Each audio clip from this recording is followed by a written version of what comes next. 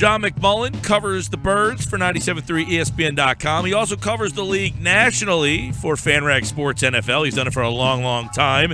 And things never seem to slow down with the Eagles. They made a couple of deals yesterday. Jeff Lurie spoke last night. Doug Pederson spoke today.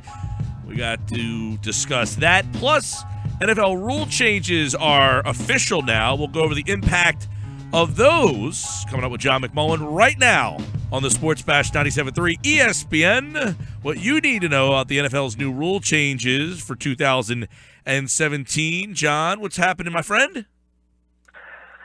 Doing well. How are you, Mike? Very pleasant today, I am, as this weather makes me feel like something's changing in the world out there, man. It feels like some good things are happening in terms of the sports world. We got the NCAA, we got baseball, we got the NBA playoffs.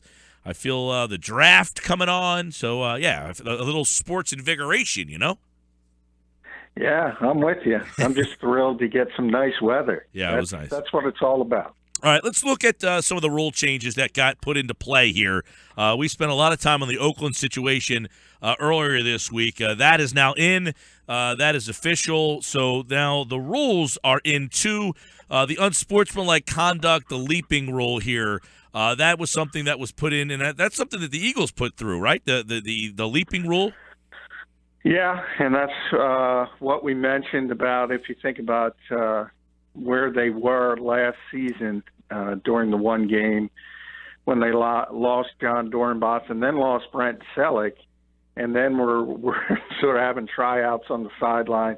Eventually Trey Burton came into long snap, and then they were able to sign Rick Lovato once they had some downtime. But that's a position nobody thinks about until something drastic happens, and losing two long snappers in one game, the Eagles were intent on pushing protections. Not only that, they got that one through.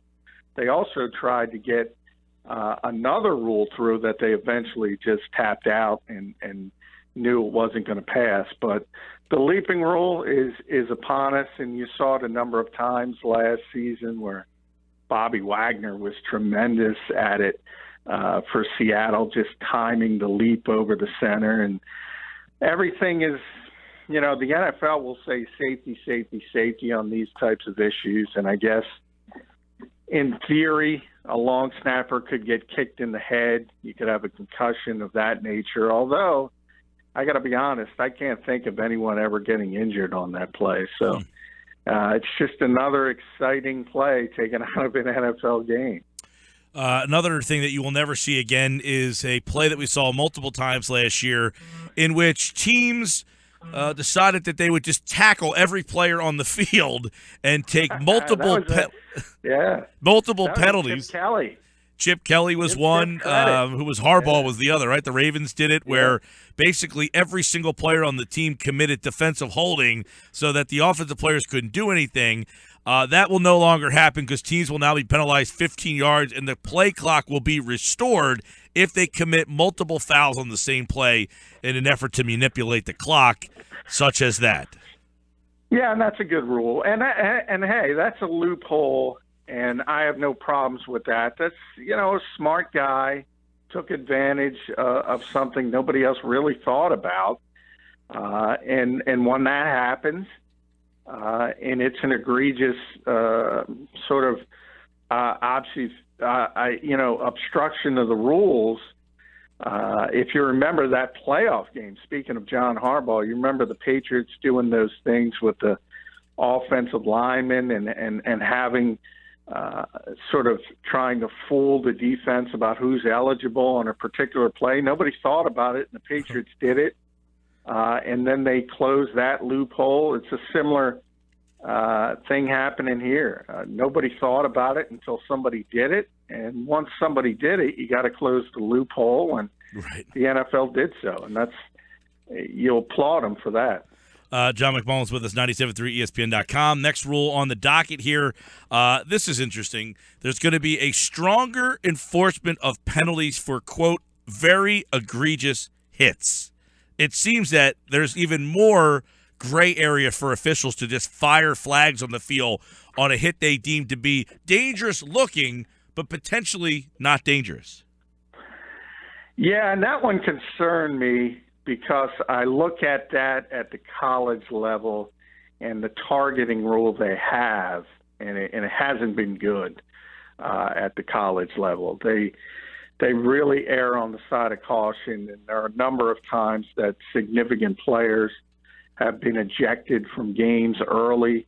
Remember Joey Bosa in a bowl game going out very, very early for targeting, and it hasn't worked out well, and you could see it just going in a dangerous direction for the NFL. But it looks like behind the scenes, the rule is going to be more of looking back and sort of the rear view mirror, and more reliant towards suspensions than ejections, meaning they're not necessarily going to do it on game day and then look at the film, and if there is an egregious hit, they might suspend a guy for the next game. I think that's at least somewhat better because a coaching staff can prepare for it. Because as I said, the targeting rule has not worked out well at all at the college level. Yeah, I'm not a big fan of anything that makes you have to decipher for yourself, like intent of another person.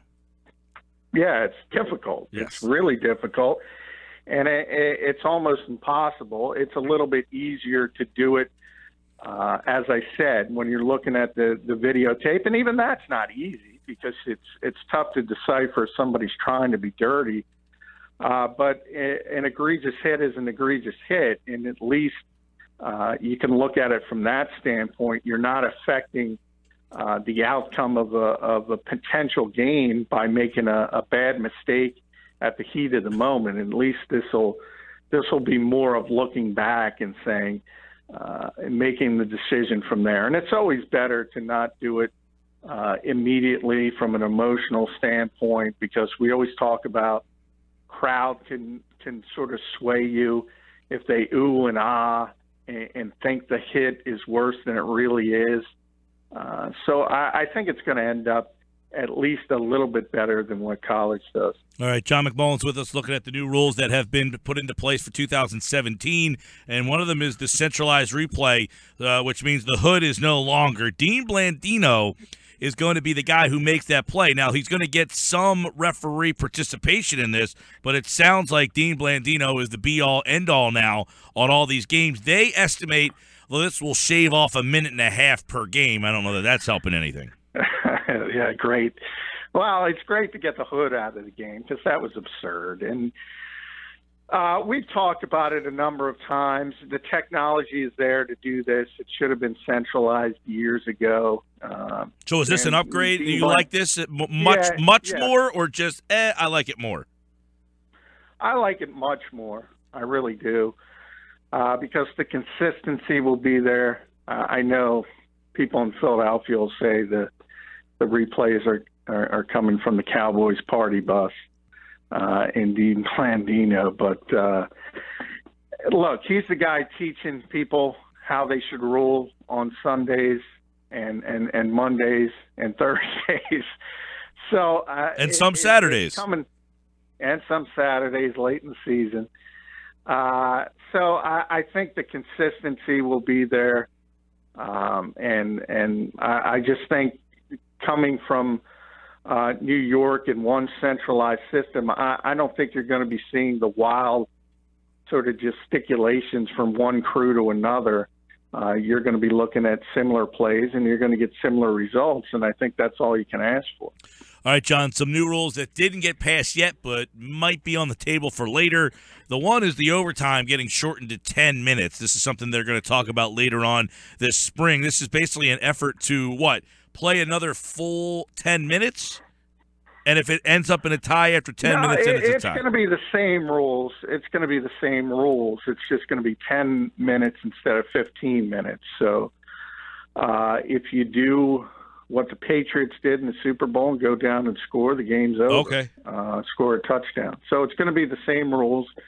If you kick a field goal, though, you think about it. If you have a big, long drive, an 8-minute drive, and it ends up with a short field goal, well, you don't have much time if you're the opposing team. You'll get the ball, but significantly less time. So it's just basically knocking it down from 15 to 10. It probably will result in a few more ties, I would imagine.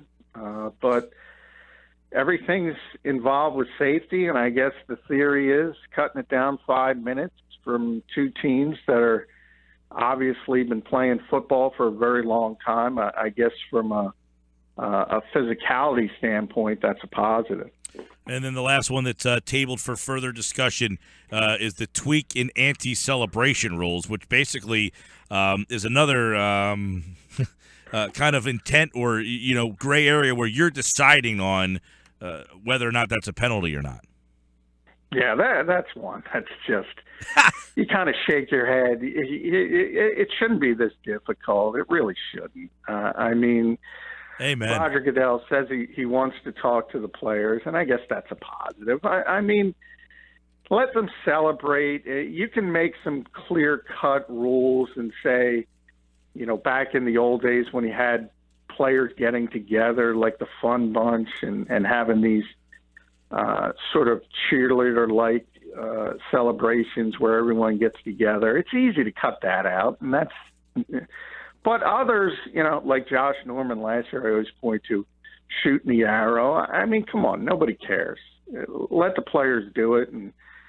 But it always seems the NFL wants to make things more difficult than it needs to be at times, and it's a perfect example. You don't say. All right, Sports Bash Live, John McMullen with us at JF McMullen on Twitter, FanRag Sports NFL for more on the NFL. Let's look at the Eagles, who obviously Jeff Lurie speaks last night, and today Doug Pederson. Really, the theme, it seems that Jeff Lurie for 25 years has come out and kind of had a theme, okay? I'm going to try to drum I'm going to drum something up and really hammer that home. Be patient. We have Carson Wentz. Was that the theme of today's conversation, last night's press conference? Yeah, it was.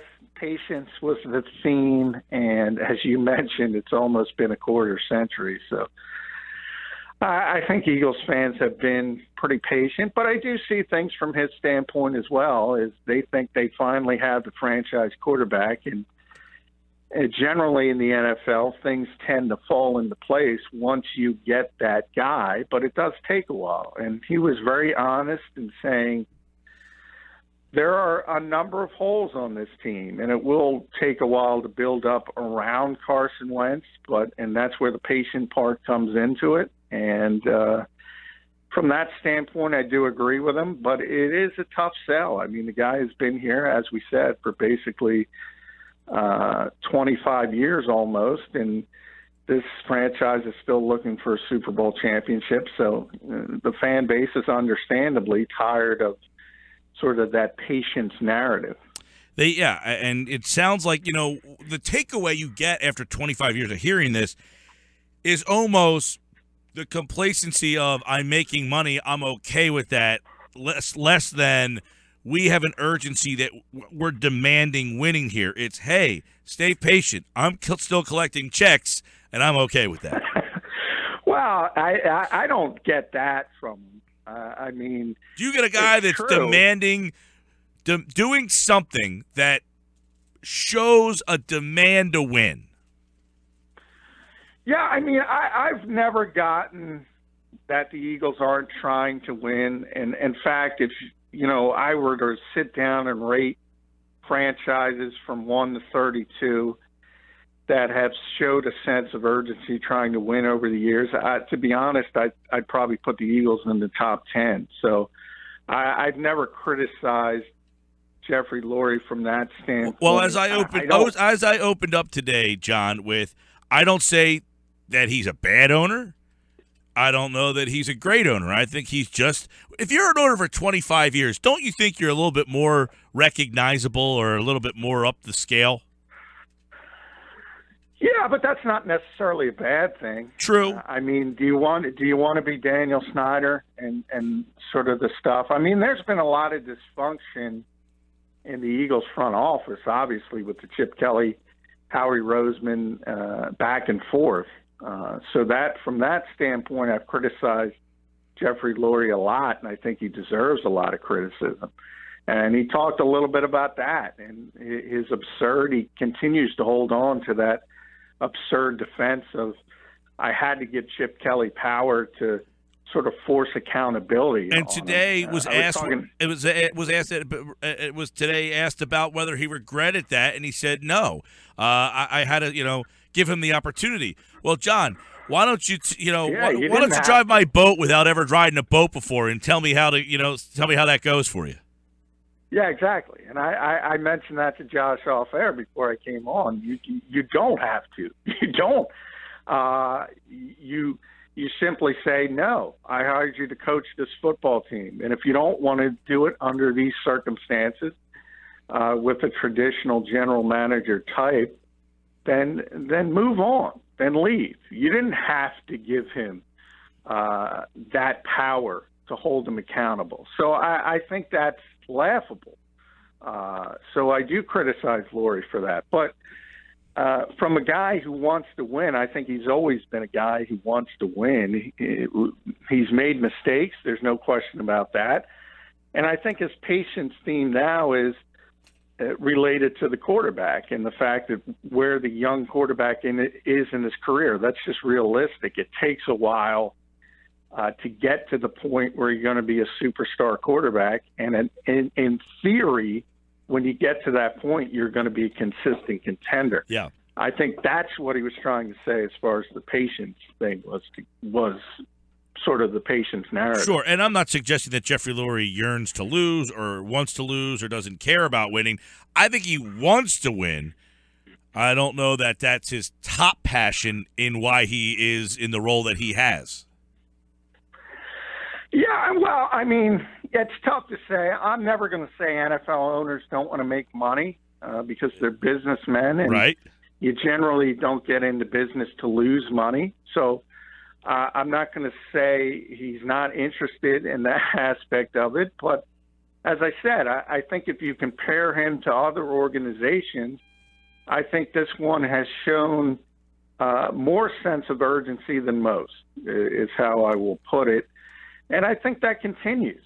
I really do. If you look at free agency this year, despite the fact that the team is up against it from a salary cap standpoint, they're still signing Alshon Jeffrey. They're still in the conversation to get a player like A.J. Boye. Didn't work out, obviously, but they're always big players. They're always trying. So that part of it, I think, is a little unfair. I do get the sense that the Eagles are always trying to win. John McMullen's with us here on the Sports Bash 97.3 ESPN at JF McMullen. We talked a little yesterday. Chris Long, Patrick Robinson, both guys brought in. And Jeff, Howie Roseman said Bandaids. He actually used that comment in his press conference yesterday, suggesting that, I know I said Bandaids, but he didn't view those guys as Band-Aids. Did you view those guys as Band-Aid type of signings? No, they're the definition of Band-Aids. I think, Howie's mistake was using that phrase at first, right? Way back when he first used it. As I've said consistently, every team in the NFL has Band-Aids. The New England Patriots are the Super Bowl champions. They had Band-Aids. They had Chris Long as a one-year Band-Aid who helped them win the Super Bowl.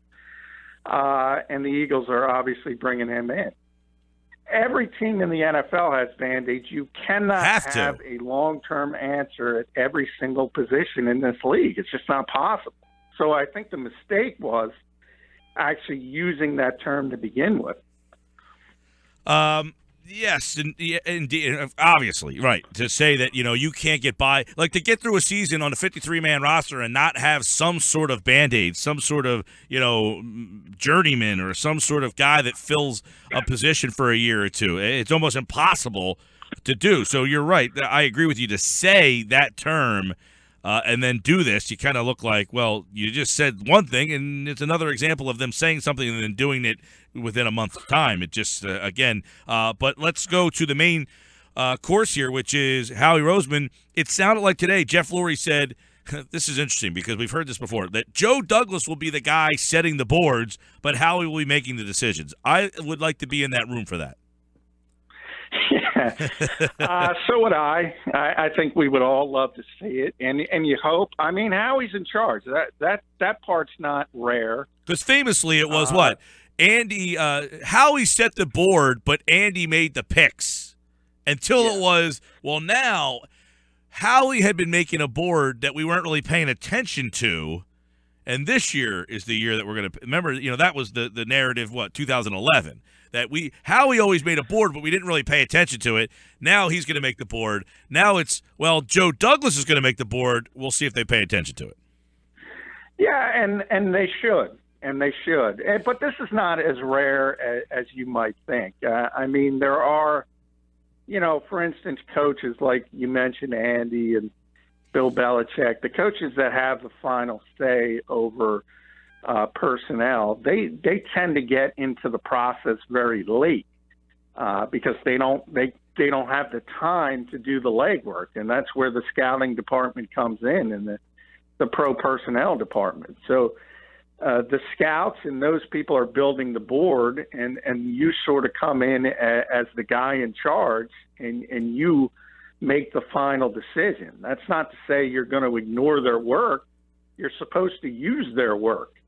And only if there is sort of a loggerheads in the room, and maybe Joe Douglas wants somebody and Doug Pederson wants somebody at number 14 overall, and you got to make the final decision. So I think that's where Howie comes in, and he's in charge, and he's in charge of football operations, and that's his job. That's not rare. The question is, can he do it? Right.